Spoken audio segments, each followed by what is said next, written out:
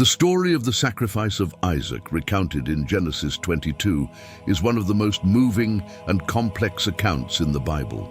We find ourselves at a crucial moment in the life of Abraham, the patriarch of faith, who received a command from God that would defy all human logic and test his faith to the limit. God asked him to sacrifice his own son, Isaac, the son of the promise, the one in whom the promise of a great descent resided. At that moment, Abraham had patiently waited for many years to have a son with Sarah, and the arrival of Isaac had been a miracle in itself, a testament to divine faithfulness and promise. God had promised him that his descendants would be as numerous as the stars in the sky and the sands of the sea, Genesis 15:5. Years later, when Isaac was still young, God made a devastating request. He had to offer his son as a holocaust. Abraham found himself in a dilemma between a father's love for his son and absolute obedience to God. The story begins on a silent and solemn dawn. Abraham wakes up early and with deep determination prepares his son and his two servants for the journey. Without hesitation, he cuts the wood they would need for the sacrifice and heads to the place God had pointed out to him, Mount Moriah. It's a 3-day journey, and during that time, Abraham meditates deeply, seeking strength in his faith. One could imagine that the words of God echoed in his mind, and although he did not understand why he was asking this of him, he knew he had to obey. During the journey, Isaac notices they are carrying fire and firewood, but something is missing. With curiosity and innocence, she asks her father, "Father, here is the fire and the wood, but where is the lamb for the burnt offering?"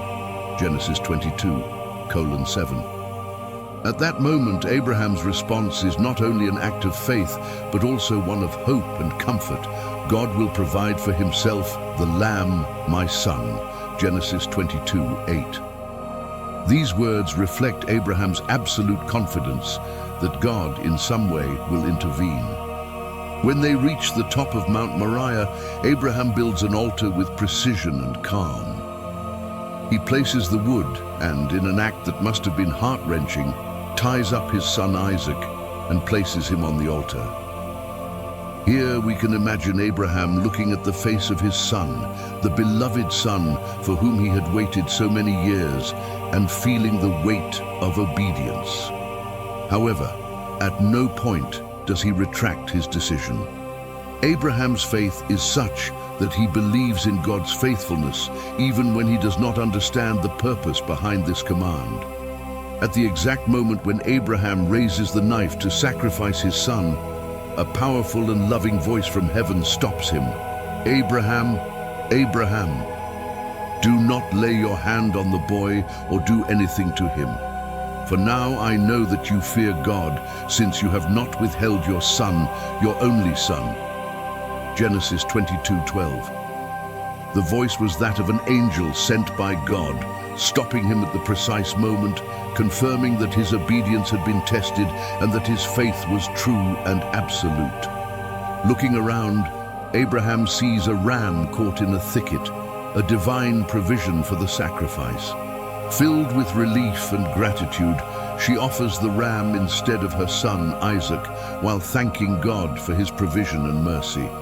In this way, Abraham calls that place Jehovah-Jireh, which means the Lord will provide. Genesis 22:14. The story of the sacrifice of Isaac is much more than a tale of obedience.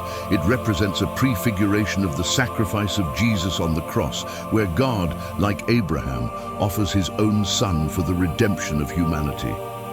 In both cases, there is absolute faith and a willingness to sacrifice the most precious. Abraham is a figure of obedience who teaches us to trust in God beyond what we can understand with our reason. This story is a call to every believer to live a life of faith and obedience, even in the midst of difficult trials. It reminds us that God always provides and that his faithfulness never fails. The story of Abraham encourages us to trust in God, knowing that even though we may not always understand his purpose, he always has a greater plan. Moreover, it reminds us of the supreme love of God, who sent his Son, Jesus Christ, as the final sacrifice for our salvation.